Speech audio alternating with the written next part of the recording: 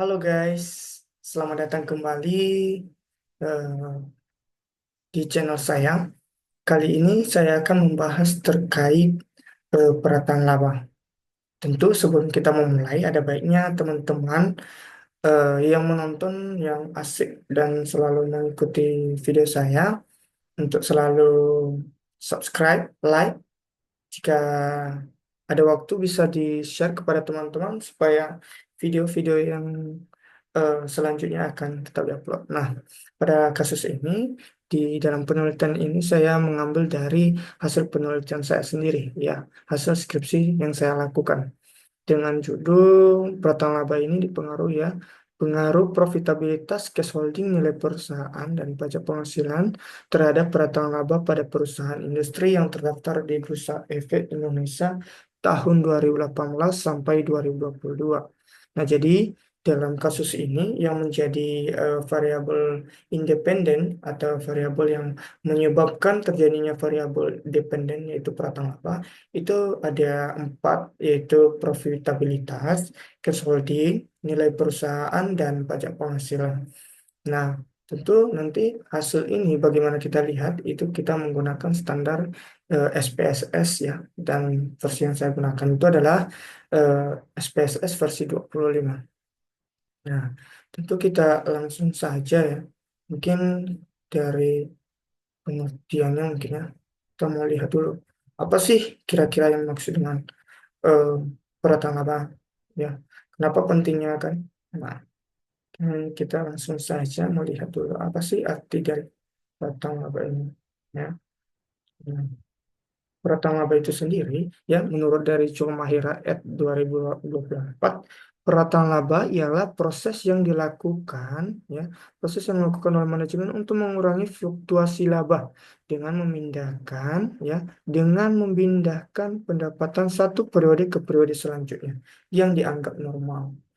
Nah, ini udah tentu juga hampir sama ya dengan penurut dari Tami Pohan 2024 yang mengatakan bahwa perataan laba merupakan praktik ya, merupakan praktik perataan yang disengaja oleh pihak manajemen perusahaan dengan meredam ya. Di sini yang mengatakan meredam atau mengurangi fluktuasi laba dari tahun ke tahun agar kelihatan stabil. Nah, ini ya teman-teman, dari sini kita udah mengetahui bahwa tentu perataan laba ini salah satu daripada manajemen laba ya, manajemen laba yang dilakukan oleh manajemen perusahaan. Bagaimana gunanya apa? Untuk mengurangi fluktuasi. Fluktuasi itu apa? Naik turunnya daripada eh, laba perusahaan. Oke. Nah, lanjut juga kita mau ke apa sih identifikasinya atau bagaimana sih rumusnya, pendekatannya ya. Kita langsung saja melihat pendekatan dari rumusnya ya, atau eh, lebih tepatnya apa namanya, ini apa namanya, lebih ke definisi operasional variable ya. Nah, mungkin kita dari perataan laba ini pendekatan yang lebih lebih dekat ya yang juga dapat digunakan yaitu diproyeksikan menggunakan indeks Ekal tahun 1981. Nah, konsep itu saya ambil dari penelitian, dalam penelitian yang jurnal di Kusmianti dan Hakim 2020 dengan rumus sama dengan indeks Ekal sama dengan koefisien variasi untuk perubahan laba bersih dibagi dengan koefisien variasi untuk perubahan penjualan. Nah, ini udah tentu setelah dibagi ini ya, dapatlah namanya indeks Ekal ya teman-teman ya. Nah, kita mau lihat apa namanya, daftar ya, daftar perusahaan. Inilah daftar perusahaan, ya, daftar perusahaan industri. Ya, sektor industri lebih tepatnya sebenarnya. Ini ada sekitar 65 perusahaan untuk tahun 2024 yang telah tergabung. Ini ya, ini ada 24. Kemudian itu kita mau menseleksi ya. Karena kita dalam teknik penelitian ini kita menggunakan yang namanya purposive sampling atau pengambilan sampel menurut kriteria. Nah, itu kita lihat. Di sini saya menggunakan beberapa kriteria.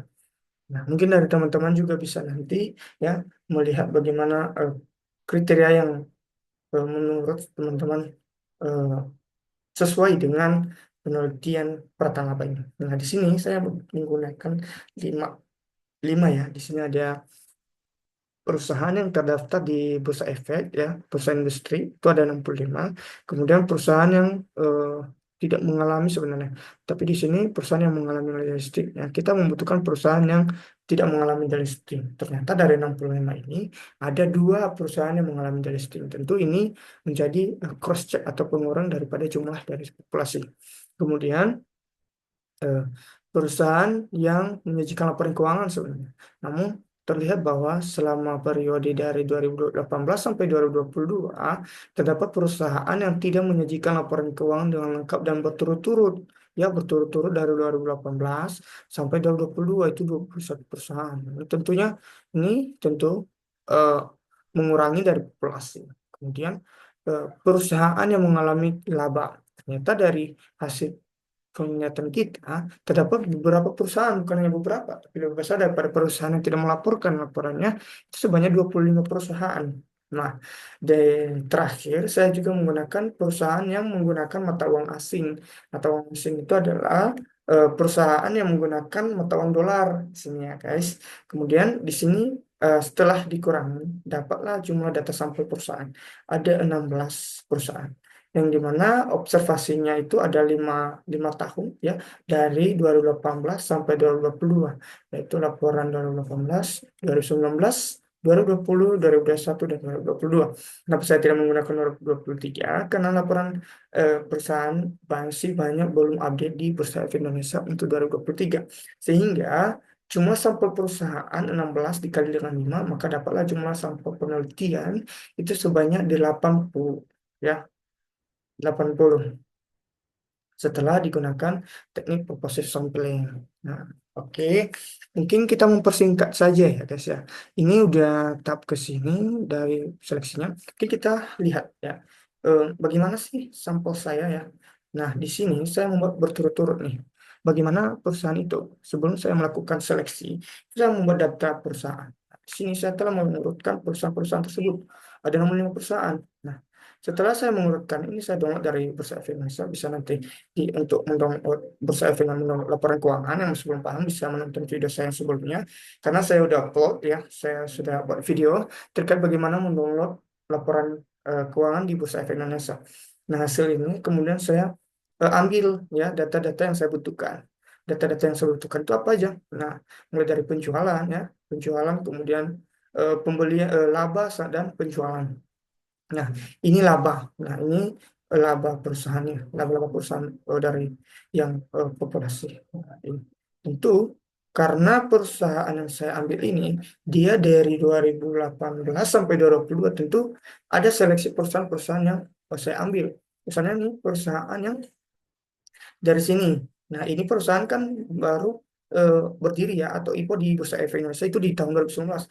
Otomatis perusahaan dari sini sampai ke bawah ini tidak akan bisa masuk dalam kategori perhitungan eh, perataan laba. Karena kenapa? Tentu laporan keuangan untuk 2018 perusahaan tersebut belum mengeluarkan. Kenapa? Karena mereka baru IPO ya, baru berlantai di Bursa Efek Indonesia di tahun 2019 di bulan 6. Otomatis perusahaan-perusahaan ini tidak akan masuk kategori perhitungan kita. Kemudian saya juga hal yang saya butuhkan ya, mungkin di variabel lainnya saya buat seperti ini ya. Kemudian saya buat keterangan saya. Nah, ini perusahaan yang menggunakan mata uang dolar asing. Nah, tentu ini saya keluarkan ini kan dari PT Sumi Inokable ya. Ini adalah hasil seleksi perusahaan tersebut tadi. Ah, oke, langsung kita mau perhitungan dalam penelitian ya. Nah, ini dia. Teman-teman, perataan laba itu tentu kita udah belajar tadi ya. Perataan laba itu adalah mengulangi fluktuasi ya, mengulangi fluktuasi dengan memindahkan laba tahun periode kepada periode sebelumnya. Oke, sesuai dengan rumus yang saya dapatkan dari penelitian juga dan artikel-artikel bahwa perhitungannya itu seperti ini. Ya, teman-teman ya. Ini adalah koefisien penjualan. Ini adalah koefisien penjualan. Nah, koefisien penjualan ya, koefisien penjualan ini ada beberapa tahap untuk mencari berapa koefisien variabel ya, koefisien variabel ya. Nah, koefisien variabel tadi itu kan yang kita butuhkan dalam menghitung menghitung perataan laba ya. Ini koefisiennya. Nah, ya kan? Koefisien. Nah, Di sini yang pertama ialah perubah. Ini adalah eh, alfa A ya. Nah, ini AI A1 ya, A1 atau alfa ya. Alfa ini biasanya ini disebut apa, saya minta maaf kalau ini lebih ke coefficient ya, coefficient. Ini perubahan laba bersih dan perubahan. Nah, ini perubahan pertama, perubahan kedua, perubahan ketiga, perubahan keempat, dan rata-rata perubahan. Nah, perubahan yang pertama itu kita ambil dari laba, ini laba tadi ya. Nah, ini penjualan. Nah, ini kepada penjualan 2019 dikurang dengan 2018.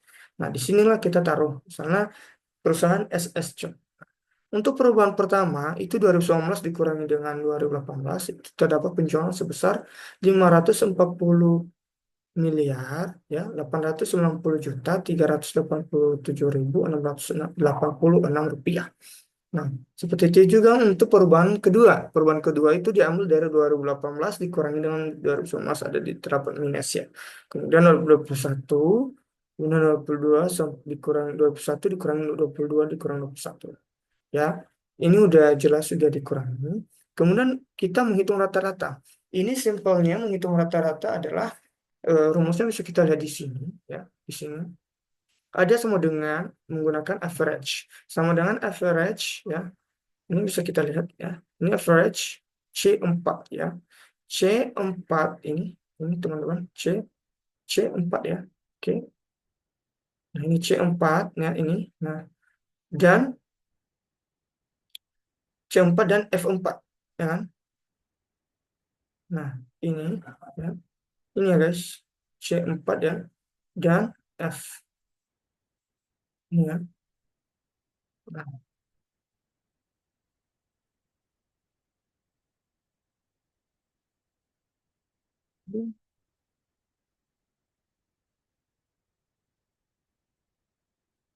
Nah, udah ya guys. Nah, setelah itu didapat ya, ya, dapat ini, dapatlah rata-ratanya.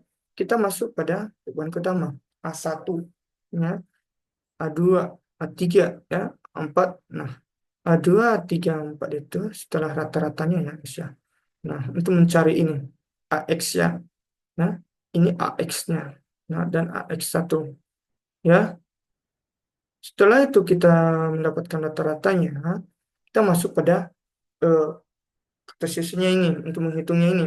Nah, caranya ialah ya, ini C4 tadi ya, yang C4 ya, yang perubahan pertama kemudian dikurangi dengan nah, ini absolut dari average. Ini kita absolutkan. Kenapa kita absolutkan? Karena biar nanti ketika kita mau narik rumus ke sebelah kanan, dia tetap ya, dia tetap angkanya mengambil angka average, rata-rata tidak menurun ke bawah ya. Kemudian kita kalikan atau kuadratkan. Ini kuadrat ya, kita kuadratkan. Ini kuadrat 2, ini kita kuadratkan, maka dapatlah hasilnya sebesar ini ya. Nah, seperti itu juga untuk langkah A2 ya, berubah koefisien kedua. Ya, ini. Ini kita ambil dari yang D4 ya, D4 ya, yang ini ya, yang ini ya. Nah, kemudian kita absolutkan dengan ini average ya, kita kurangi, terus absolutkan dengan kita kuadratkan. Dapatlah perubahan-perubahan tersebut 1, 2, 3, 4 ya. Nah, setelah didapatkan, kita cari yang pengubah kelima, ya kan? Kita ubah pengubah kelima. Yang tadi pengubahnya ke rata-rata, ini ke ubah ke pengubahnya. Ini. Nah, ini bagaimana rumusnya? Nah, dari A1 dari sini sampai kepada A4 ini kita tambah kemudian dibagi dengan 5/1. Nah, 5/1 ini apa? 5 ini adalah N. N ini apa? N ini adalah jumlah periode atau jumlah tahun yang diteliti. Dikurangi dengan 1. Dapatlah hasilnya begini. Ya, bisa kita lihat rumusnya. Ini rumusnya ya. H4 ya, teman-teman bisa kita lihat ya. H4 ya, ini H4 ditambah dengan H2 I2 J4 kemudian K4 ya, dapat hasilnya terus dibagi dengan 5 dikurang 1. Diingat bahwa 5 ini tadi adalah periode pengamatan dari penelitian ini dia dari 2018 sampai 2022 sehingga ada 5 periode. Kemudian dikurangi satu, ya, dapatlah standar ya koefisiennya. Ini adalah koefisien standar ya, CF koefisien varian ya. Seperti yang kita lihat tadi pada penelitian, ini koefisien variasi ya, variasi eh, penjualan yang S ya, atau sales. Nih, udah dapat ya. Nah, seperti itu juga kita buat untuk rumus-rumus berikutnya sampai kepada penelitian. Nah, kemudian kita juga buat pada coefficient laba. Tentu ini juga sama berlakunya, ya, rumusnya yang seperti yang tadi di atas. Nah, ini dikurangi dengan 18 ya, sama juga ya. Tapi ini periode laba untuk laba ya teman-teman ya. Habis itu setelah dihitung begini, kita jumlahkan seperti yang tadi di atas. Setelah dijumlahkan, ya, di sini kita menghitung coefficient. Nah, ini nih, sorry.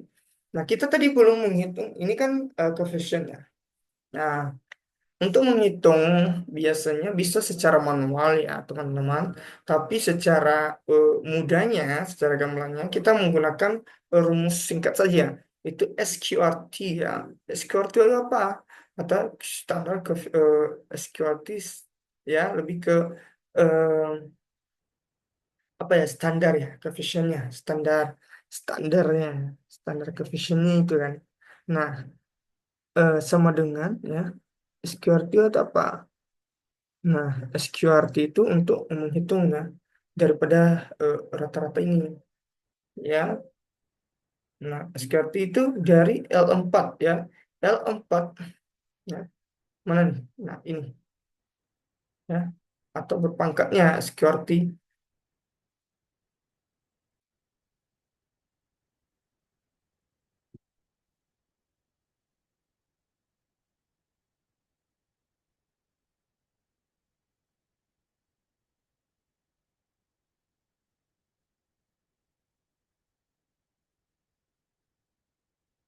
Ya, SQRT itu akar kuadratnya kan, akar kuadrat dari, atau lebih kepada standar ya.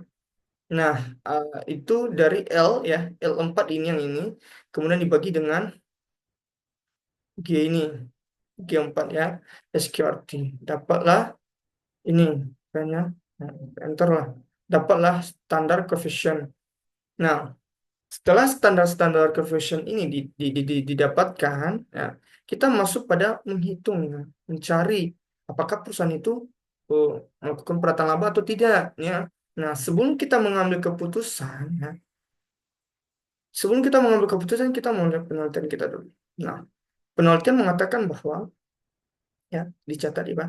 Apabila nilai indeks perataan laba lebih besar dari satu, berarti perusahaan tidak digolongkan sebagai perusahaan yang melakukan perataan laba. Ya, artinya indeksnya itu yang equal tadi. Nah, indeks equalnya itu tadi kan dari koefisien variabel laba dibagi dengan koefisien variasi eh, penjualan. Nah, nanti kita lihat. Nah, ketentuannya dulu kita lihat di sini. Apabila nilai indeks perataan laba lebih besar dari satu, berarti perusahaan tidak digolongkan sebagai perusahaan yang melakukan perataan laba.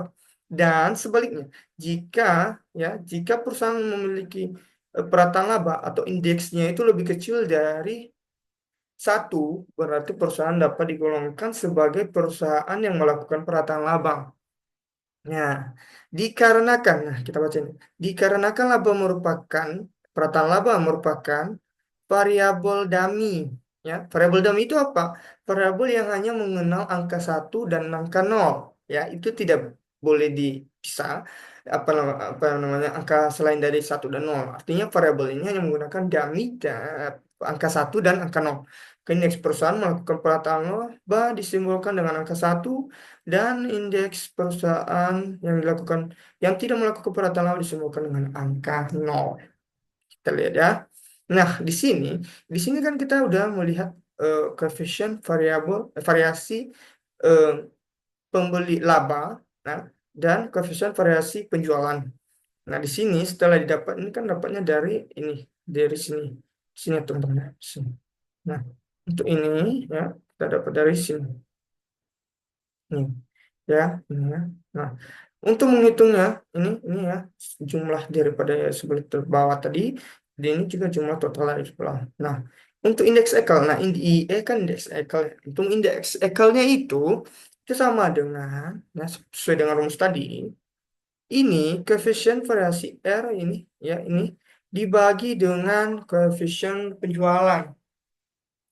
Nah, disinilah terdapat indeks Ekel, ya. Ini indeks Ekel, oke? Ini indeks Ekelnya. Ini indeks Ekel. Nah, tentu nggak sampai di sini aja setelah indeks Ekel. Kita mau bagaimana apakah indeks Ekelnya atau setelah indeks Ekelnya keluar, apakah perusahaan itu ditetapkan sebagai peratang laba atau tidak. Nah, kembali kepada pengertian tadi ya. Apabila indeks Ekel lebih dari satu, berarti perusahaan tidak digolongkan sebagai perusahaan peratang laba. Jika indeks Ekel lebih kecil dari satu, berarti perusahaan laba. Oke, kembali ya. Tentu ini kan minus ya. Min 0,17126. Artinya dari kesimpulan tersebut maka dapat dikatakan peratang laba. Nah, bagaimana biar cepat, biar mudah kita ya. Kita bisa menggunakan rumus begini. Rumus jika ini rumus logika sederhana saja itu sama dengan if buka kurung ya indeks Ekelnya lebih kecil, ya, kita kasih laba kecil dari satu karena dia menggunakan angka berarti kita tidak menggunakan kutip lagi satu titik koma biasanya ada juga ya Excelnya yang menggunakan koma tapi di sini menggunakan titik koma kemudian kita buka kutip karena pernyataannya itu keterangan itu kita beri tanda perataan laba ya itu keterangan satu kemudian kita kasih selain dari satu berarti bukan perataan laba. Artinya yang memiliki nilai nol atau lebih dari satu berarti dia bukan perataan laba. Nah, ini kalau setelah yang digunakan tutup kurung, kemudian kita enter. Nah, ini nanti akan otomatis menentukan bahwa ini perataan laba atau bukan. Setelah ini udah dijelaskan, udah kan? Nah, eh, kita tarik ke bawah untuk memudahkan kita klik dua kali pun dia berubah, ya. Nah, ini perataan labanya ini diambil keterangannya dari indeks Excel. Nah, ya kan? Ini kan ada perataan laba, kemudian dari salah satunya dari kode SSCO kan, dia melakukan perataan laba. Ada juga BHIT, ya, bukan perataan laba. Kenapa? Karena angkanya ini di atas nol, di atas satu, di angka nol, ya, atau di atas satu, nah 1,07. Nah, nah, ini juga bukan perataan laba. Ini bukan perataan, ini perataan laba karena dia minus ya. Nah, setelah itu kita masuk pada angka dummy. Nah, setelah kita mendapatkan keterangannya yang melakukan perataan laba dan perataan laba, kita mencari dummy. Nah, dummy-nya tadi udah kita tentukan, dummy-nya sesuai dengan keterangan yang kita dan penelitian kita ya. Kalau misalnya dia perataan laba, berarti kita golongkan dengan simbolkan dengan angka satu. Jika dia bukannya yang tidak melakukan perataan laba, berarti kita kasih angka nol. Nah, jadi dalam tabel ini kita buat ya perataan laba ini nah, dengan rumus logika logika sederhana lagi. Nah, itu sama dengan jika. Nah, ini ya U5 ini sama dengan perataan laba berarti satu. Ya, kita nggak buka kutip lagi. Karena kenapa? Karena yang dimasukkan keterangannya adalah angka, bukan keterangan dalam bentuk huruf. Ya, kemudian selain daripada itu nol. Nah, kita enter. Nah, dia otomatis akan memberikan ya angka daminya. Nah, ini ya ini presentasi. Ya, presentasinya apa? Artinya ini adalah presentasi jumlah ya kontif sesuai dengan keterangan dari perataan laba. Berapa perusahaan melakukan perataan laba? Kemudian berapa yang tidak melakukan perataan laba? Ini yang tidak melakukan bukan perataan laba. Nah, dari sini kita lihat bahwa ada 7 perusahaan yang melakukan perataan laba. Ya, oke. Kemudian ada 9 perusahaan yang bukan perataan laba. Jika ditotalkan berarti ada jumlah 16 perusahaan. Oke. Di sini mungkin teman-teman paham ya bagaimana cara menghitung perusahaan tadi ya. Nah, setelah menghitung ini ya. Nah, oke. Kemudian kita masuk pada karena kita udah tahu, udah paham. Lalu bagaimana sih selama 5 periode ini kan kita cuma tahu ya satu perusahaan memiliki satu angka dummy. Bagaimana dengan 5 periode? Ini mungkin ada beberapa pertanyaan dari pertanyaan mahasiswa ya dalam melakukan penelitian mungkin ya. Nah, di sini saya jelaskan ya. Kita masuk pada tabulasi data. Nah, seperti inilah tabulasi. Karena indeks Excel hanya menggunakan angka dummy 1 dan 0, maka di dalam periode pengamatan dia hanya mengenal satu angka. Apakah dia angka satu ataupun dia angka 0. Ya, ini bisa jelas ya, bisa dapat dilihat. Jadi pada penelitian saya, ya, penelitian saya ini, ya, perusahaan itu di indeks Excel-nya itu sama, ya, selama periode. Hmm. Sama, jadi satu, satu, satu, satu, satu, satu. Ini apakah ini berpengaruh nanti dalam penelitian? Tidak, dalam apa namanya rumusnya? Tidak, karena rumus yang kita gunakan nanti, ya, dalam penelitian ini adalah dengan pendekatan metode penelitian kuantitatif yang menggunakan, ya, SPSS, yaitu eh, logistik, ya, ya, eh, eh, apa namanya regresi logistik, ya. Ini ya, bahwa regresi logistik ini hanya digunakan pada penelitian-penelitian yang menggunakan angka dummy, ya, angka dummy. Angka dummy. Nah, ini satu. Jadi perusahaan juga yang tidak melakukan perataan laba tadi, ya kita kasih nol. Ini mungkin banyak sekali pertanyaan-pertanyaan yang dari mahasiswa, ya, dari teman-teman semua. Jadi ini bisa dilihat dari sini aja, ya. Apabila ada pertanyaan misalnya, oh, dari mana sih? Kenapa dikasih nol semua? Iya, karena ini kan perubahan-perubahannya, ya. Jadi dalam 5 periode itu hanya menggunakan satu satu angka dummy, artinya nggak ada perbedaan. Ada juga, ya, penelitian yang melakukan, ya, per bulan, ya. Sebenarnya kalau per bulan itu bukan perubahan-perubahan yang dilakukan, kayak itu, kalau lebih tepatnya ini seperti inilah perhitungannya, ya. Bukan per bulan dari misalnya per triwulan, ya. Berarti ada 4 kali dalam 1 tahun itu ada perubahannya, berarti daminya juga berbeda, ya kan? Berarti itu nggak menggunakan angka dami lagi, ya. Itu lebih kepada regresi linear nanti, ya. Dia nggak akan menggunakan ini. Hmm. Tentu kalau misalnya itu udah dapat, ya, otomatis sama aja, ya. Otomatis nanti kalau misalnya perubahan untuk misalnya nih 1 tahun, 1 tahun pengamatan, ya, kasihlah 2018. Nah, untuk menghitung perubahan di 2018, kita cari eh, triwulannya, misalnya triwulan pertama, dua, tiga, dan keempat. Itu baru dapat perubahan di 2018. Kemudian dijumlahkan, kemudian dibagi, dicari SQ, artinya ya dapat kan sama aja dengan yang saya gunakan ini. Tentu, ya, ini udah sesuai dengan standar bagaimana menghitung perataan laba, ya, teman-teman. Jadi ini mudah sekali, ya, udah setelah digunakan ini. Nah, bagaimana dengan hasil penelitian saya? Tentu hasil penelitian saya akan coba paparkan, ya, teman-teman. Di hasil penelitian ini, karena penelitian saya kuantitatif, itu saya menggunakan pendekatan eh ya, apa namanya eh apa namanya menggunakan regresi logistik, ya, ya, regresi logistik. Nah, apa aja ujian yang digunakan untuk regresi logistik? Itu ada menilai keseluruhan model atau overall model fit, ya. Ada beberapa syaratnya dan di sini. Kemudian uji kelayakan model regresi, kemudian ada analisis logistiknya, ada matriks klasifikasinya, kemudian ada, nah, ini contoh rumus persamaan. Rumus persamaannya itu kan berbeda dengan yang linear. Jadi untuk logistik, ya, dia menggunakan ln P per 1 dikurang P atau logit, ya. Logit perataan laba. Oke. Tapi yang ini sama, ya, ada eh, konstannya, kemudian ada margin errornya. Error sini saya menggunakan 0,5%. Ya. Kemudian untuk uji T-nya, nah, teman-teman menggunakan uji WAL, ya. Sama halnya dengan regresi linear menggunakan uji T.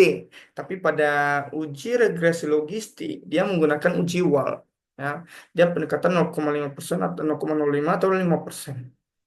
Nah, di sini juga untuk uji F, ya, atau signifikan F simultan, itu saya menggunakan pendekatan omnibus test of model coefficients. Ya, koefisien determinasi juga ada, ya. Oke, kita mungkin dari hasilnya saja kali, ya. Kita lihat hasilnya, guys. Ya. Nah, nih. Ini kan menilai keseluruhan model. Apa sih syaratnya? Ya. Model yang dihipotesiskan fit dengan data dan HA model yang dihipotesiskan tidak fit dengan data. Ya. Apa syaratnya? Syaratnya yaitu kita lihat.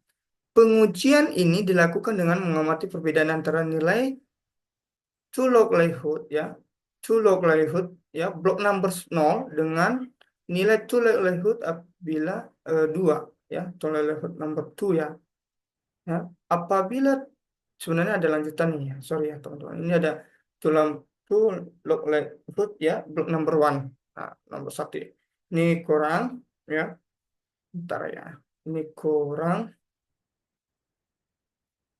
hmm,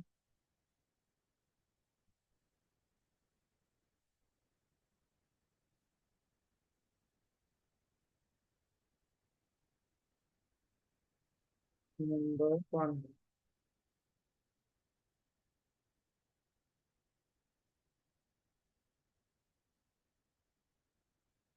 Oke, ya. Nah, di sini.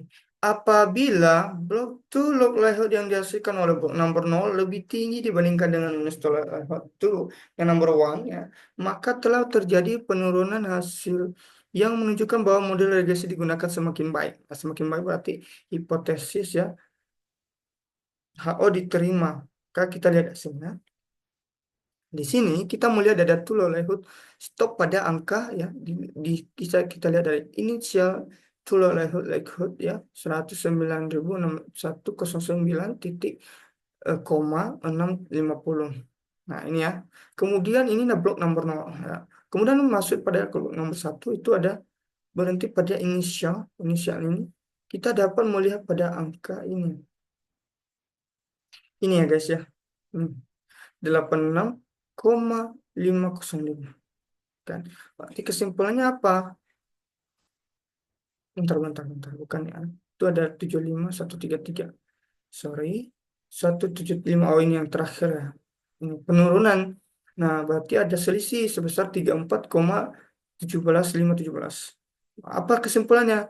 Hal ini menandakan bahwa model yang diterapkan sesuai dengan data yang penambahan variabel independen mampu memperbaiki dan meningkatkan model. Dengan kata lain, HO diterima dan model hipotesiskan fit.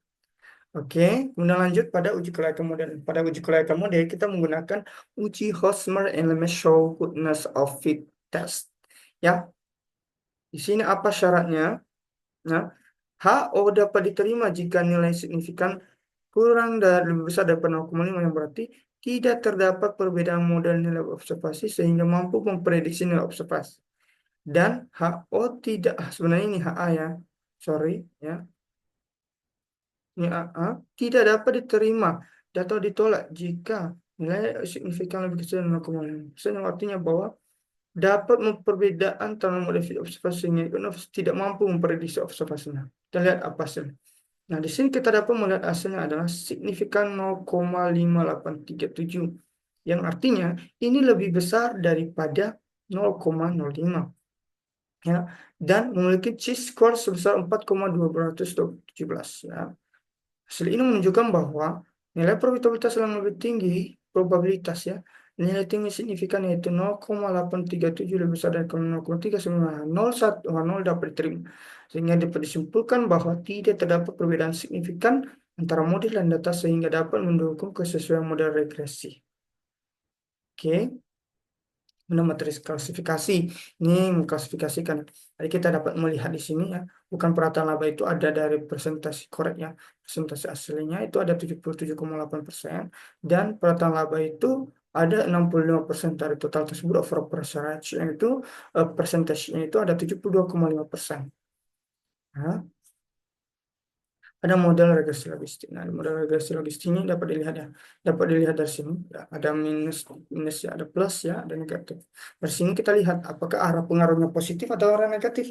Dari sini kita lihat bahwa positif profitabilitas memiliki arah pengaruh dari sebesar minus 10,312 itu adalah arah pengaruh negatif. Kemudian cash holding kita lihat ada arah pengaruh positif sebesar 4,643 ya 4,63 dan nilai perusahaan sebesar min 0,101 ya arah pengaruh negatif dan pajak penghasilan sebesar 0,465 ini arah pengaruh positif ya ini dan kita pada masuk pada uji T misalnya.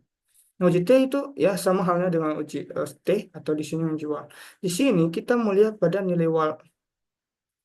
Nah, sebelum kita mengenai WAL, kita harus melihat berapa sih T tabelnya. Nah, T tabelnya itu ini 1,19210 itu dihitung dari sini ya guys ya, itu menghitung biasa aja rumus biasa ini udah ini ada pengaruh dan positif dan tidak berpengaruh ya. Teman-teman mungkin bisa nanti ini ya contoh aja. Kemudian untuk melihat dari semutan itu dilihat dari signifikan daripada omnibus test count of model. Di sini juga dikurangi, di sini juga berpengaruh ya. Pengaruh secara signifikan malah ya. Kemudian kita masuk pada koefisien determinasi. Nah, koefisien determinasi ini di sini. Nah, lihatnya tadi, ini batasnya tadi bisa kita lihat ya. Di atas tadi sama. Ini negatif. Nah, bagi apa determinasi ke negatif curve ini kan kita menggunakan negatif curve S square. Ini seberapa pengaruh ya?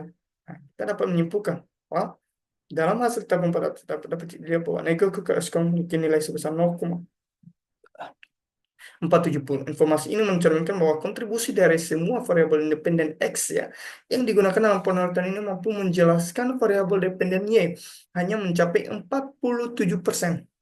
Lalu, sementara itu sisanya sebesar 53% dipengaruhi oleh variabel lain yang tidak termasuk dalam penelitian ini.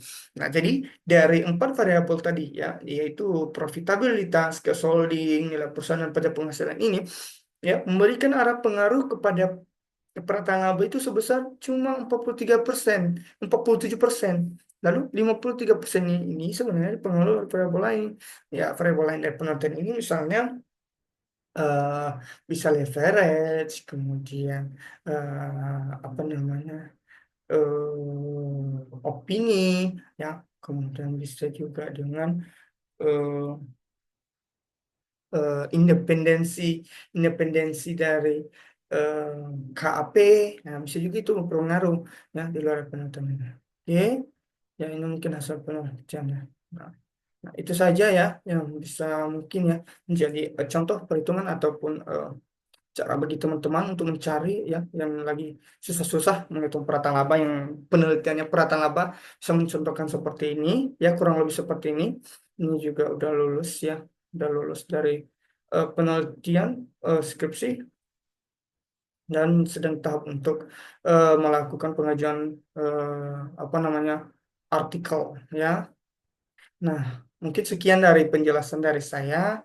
Dari kalau misalnya apabila teman-teman ya masih kurang kurang puas dengan penjelasan saya mohon maaf. Atau mungkin dari teman-teman ada yang mau bertanya atau tindak lanjut atau mau dibuatkan konten-konten lainnya, silakan swipe atau write di bawah komentar video. Saya buka umum kepada teman-teman biar saya tetap aktif dalam mengupload video-video menariknya terkait dengan akuntansi dan perpajakan.